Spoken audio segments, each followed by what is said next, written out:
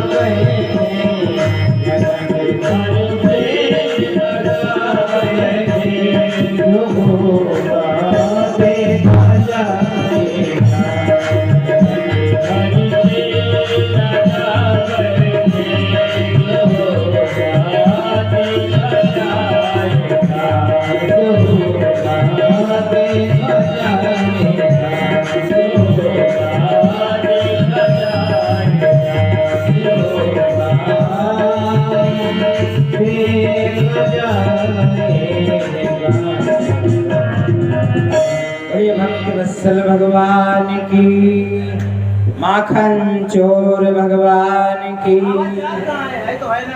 ऐसे भगवान के दिव्य बाल चरित्र हुए, यानी यानी है गीता ने तद बाल चरितानि चा। भगवान के ऐसे बाल चरित्र अद्भुत हैं। एक बार भगवान ने यशोदा मैया से हट करी कि मुझको माखन मिश्री खानो है, माखन मिश्री खानो है। लेकिन मैया अपने कुछ कार्य में व्यस्त थी, तो मैया ने कहा कि लाला तुम हट ना करो, अभी मैं थोड़ी देर में खिलाती हूँ। तब तक मैया अपने कार्य में गई। भगवान को गुस्सा आई। जिस पुरानी मटकी से यशोदा मैया नित्य माखन मथा करती थी, वो आंगन में माखन मतने के लिए रखी थी, दधी मतने के लिए। कन्हैया को गुस्सा आया, एक लोढ़ा लिया और मटकी में झड़ाम से मारा और मटकी फूट गई। मटकी फूट गई, लेकिन कन्हैया डर गए कि आज मैया मुँह को छोड़ेगी नहीं। मैया ने कहा देख कन्हैया तू को इतना समझाते हैं लेकिन अब तू जिद बहुत करने लगो, आज मैं तुझको छोड़ूंगी नहीं। एक बात बताएं, माता जी को दहेज में कोई बहुत पुरानी चीज मिली हो उससे बहुत प्रेम होता है। बोलो वृंदावन में हरिलाल की। अगर बहू के द्वारा सासू की कोई चीज टूट जाए, फिर देखो बहू कितने अच्छे अलंकार शब्दों से संबोधित करती है सासू जी, हैं? बहुत प्रेम होता है। वैसे यशोदा मैया ने कहा इतनी पुरानी मटकी मेरी और तुमने तोड़ दी। आज वो त्रैलोक्य जगत नियंता परब्रह्म परमात्मा जिसकी सत्ता से ये संसार चलता है, आज यशोदा मैया ने उसको पकड़ने के लिए प्रयास किया, लेकिन वो आगे आगे भाग रहे और मैया पीछे पीछे भाग रहे। जब ऐसे नहीं माने, यशोदा मैया ने एक छड़ी ली और दिखाई, बोले कन्हैया आज मैं तेरे को छोड़ूंगी नहीं। और भगवान आगे आगे, मैया पीछे पीछे। सुखदेव जी राजा परीक्षित से कहते, राजन इस दृश्य को अपने नेत्रों में बनवाओ जिसकी सत्ता के द्वारा पूरा जगत कांपता है। आज वो ब्रह्मांड नायक एक छड़ी के टुकड़े को देख करके भाग रहा है। कहा मैया अगर तुमको पकड़ना चाहती तो छड़ी फेंक दे। और मैया अपने बल प्रताप से दौड़ती गई, लेकिन यशोदा मैया तगड़ी थी, थोड़ी दूर भागते भागते थक गई, पसीना में लथपथ हो गई। इस लीला का दर्शन क्या है? भगवान को भी हम पकड़ने के लिए पहले अपने बल पूर्वक पूरी ताकत लगाते हैं, लेकिन भगवान को कभी बल से नहीं पकड़ा जा सकता है। प्रबल प्रेम, अगर प्रभु को पकड़ना है तो सिर्फ भक्ति सूत्रों पर नद्धा। अगर भगवान बंधते हैं तो एक भक्ति रूपी धागे में बंधते हैं, अन्यथा भगवान को कोई बंधन बांध नहीं सकता। जब यशोदा मैया अपना प्रयास करके हार गए और भगवान समझ गए कि जब मेरा भक्त हार जाए, अपनी शरणागति कर दे, अभिमान हट जाए कि अब मेरे अंदर बल कुछ नहीं, अब ठाकुर तुम कृपा करो, तब भगवान अपनी कृपा करते हैं। और जब मैया से जैसे ही भाव देखा, कन्हैया ने कहा मैया अगर तुमको पकड़ना चाहे तो अपनी छड़ी फेंक दे। मैया उसी समय पुत्र वात्सल्य स्नेह में आई और मैया ने अपनी छड़ी को फेंका। कन्हैया ने अपना हाथ बढ़ाया, मैया ने झट से हाथ पकड़ लिया और बोले आज तो मैं तुमको छोड़ूंगी नहीं। ले जाकर के रस्सी से बांधना चाहा, और जब रस्सी से बांधना चाहा तो 2 अंगुल रस्सी छोटी पड़ जाती।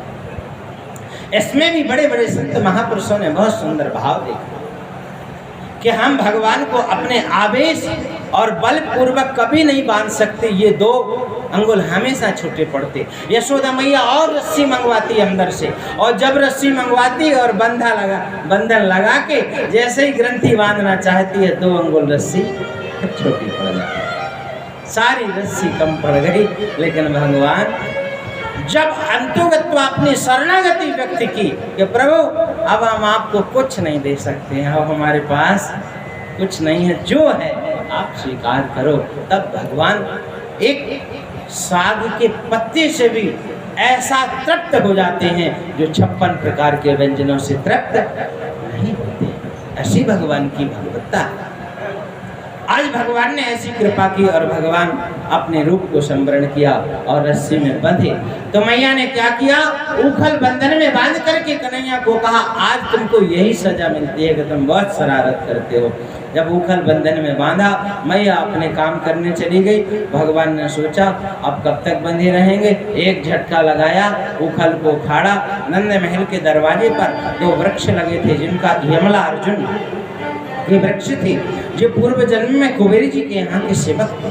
और जब वहाँ संत महापुरुष ऋषि पहुंचे तो इन्होंने उनका स्वागत नहीं किया, इन्होंने प्रणाम नहीं किया खड़े होकर के। तो बोले जाओ तुम वृक्ष बन जाओ, क्योंकि तुम यहाँ सेवा करने के योग्य नहीं हो। जब उन्होंने प्रार्थना की तो बोले कोई बात नहीं, वृक्ष भी बनोगे तो नंद महल के दरवाजे के बनोगे, और भगवान का स्पर्श पाते ही तुम्हें मुक्ति मिल जाएगी। और भगवान ने उखल उखाड़ा और दोनों वृक्षों के बीच में फंसाया, एक झटका लगाया, दोनों वृक्ष धराशायी हुए और दिव्य लोक प्राप्त हुआ। दोनों को यमलार्जुन का उद्धार हुआ। और ये भक्त वत्सल भगवान की। एक बात बताएं आपको, ये भगवान जितने लोगों का उद्धार करते जा रहे हैं, ये सब लोग आपके कोई भतीजे भाई कुछ लगते हैं क्या? हैं? कंस तक पहुंचने के लिए भगवान को जल्दी जल्दी सबको उद्धार करना है। तो ये जितने राक्षस जब भी खत्म होते हैं मैं जयकारा लगवाता हूँ, आप हाथ तो उठा देते हैं लेकिन आवाज किसी की नहीं आती है? किसी को दुख होता है क्या राक्षस का उद्धार होने से? देखो भाई, अगर किसी को दुख होता हो तो आप बिल्कुल दुखी मत होना, बिल्कुल नहीं बोलना है।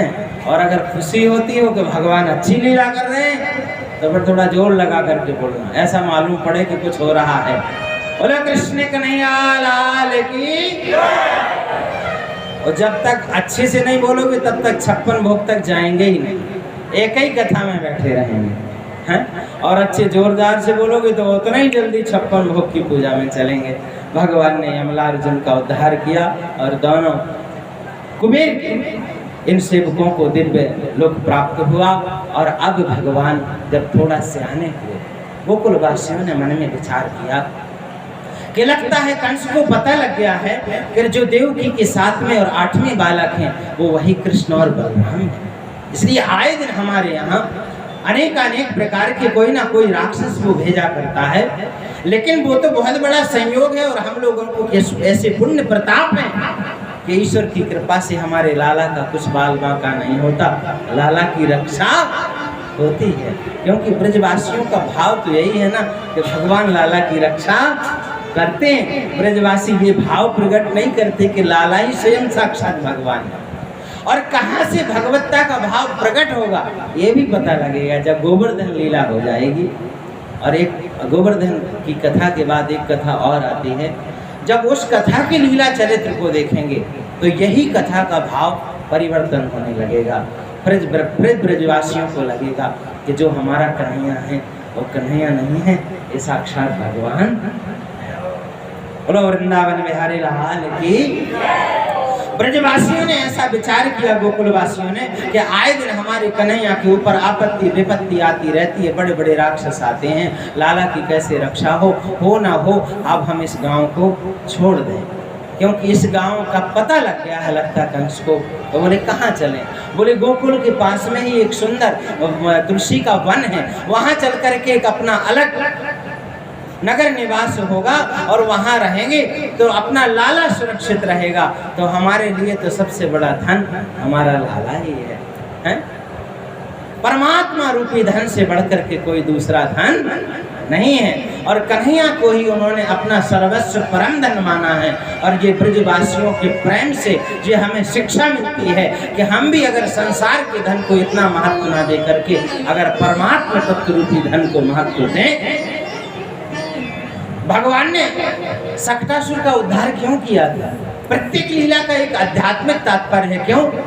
भगवान कहते हैं कि आपने दुनियादारी को तो ऊपर रखा और भगवान को नीचे लटका दिया, बल्कि परमात्मा तत्व ऊपर होना चाहिए और संसार की दुनियादारी नीचे होनी चाहिए।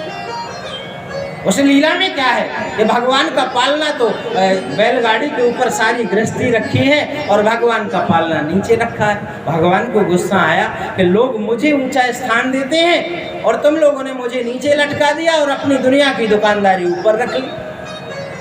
इसलिए भगवत सत्ता सर्वोपरि है। और जो परमात्मा तत्व को सबसे बड़ा धन मानता है वो ब्रजवासियों जैसा भगवान का अनन्य प्रेमी हो जाता है। प्रेम जगत में सार और कोई सार नहीं, और सांवरिया मेरा यार और कोई।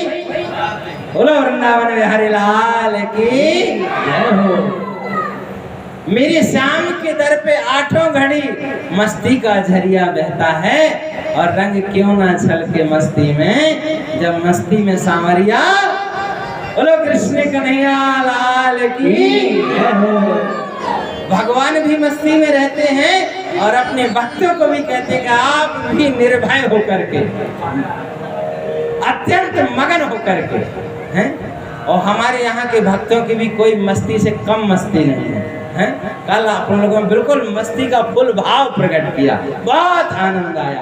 आनंद उत्सव में यदि आनंद ना आए तो फिर वो आनंद कैसा? परमानंद का दर्शन हुआ। ऐसे सब ब्रजवासियों ने जब चर्चा की और वृंदावन में जाने का विचार किया, और वृंदावन की बहुत सुंदर शोभा है। वृंदावन की शोभा इतनी अत्यंत सुंदर है।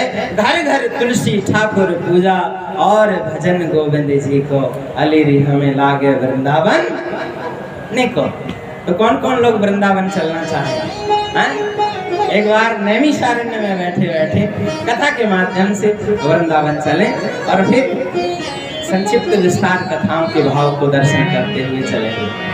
अरे वृंदावन धाम अपारे रटे जा राधे राधे श्री वृंदावन धाम अपारे रटे जा राधे राधे श्री वृंदावन धाम अपारे रटे जा राधे राधे श्री वृंदावन